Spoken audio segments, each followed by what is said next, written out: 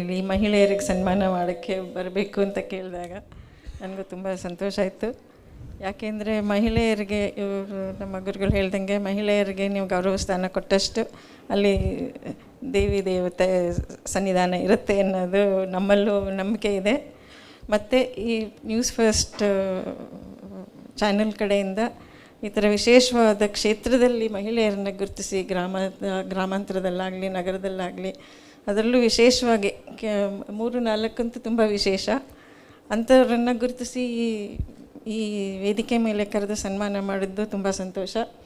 ಅಂಥ ಕೆಲಸ ಮಾಡೋದ್ರಿಂದ ನಮ್ಮ ಸಮಾಜದಲ್ಲಿ ಎಲ್ರಿಗೂ ಒಂದು ಸ್ಫೂರ್ತಿನೂ ಸಿಗತ್ತೆ. ಮತ್ತು ಇನ್ನೊಂದು ಹೇಳಬೇಕು ಅಂದರೆ ನ್ಯೂಸ್ ಚಾನೆಲ್ಸು ನಮ್ಮ ಸಮಾಜದ ಕಣ್ಣು ಮತ್ತು ಕಿವಿ ಆಗಿರಬೇಕು. ಆ ಕೆಲಸ ನೀವು ಮಾಡ್ಕೊಂಡು ಬಂದಿದ್ದೀರಾ, ಮುಂದೇನೂ ಹಾಗೆ ಯಶಸ್ವಿಯಾಗಿ ಮಾಡ್ಕೊಂಡು ಹೋಗಲಿ ಅಂತ ಹಾರೈಸಿ ಈ ವೇದಿಕೆಗೆ ನಮ್ಗೆ ಕರೆದದ್ದು ನನಗೆ ತುಂಬ ಸಂತೋಷ. ನಿಮಗೆ ಧನ್ಯವಾದ.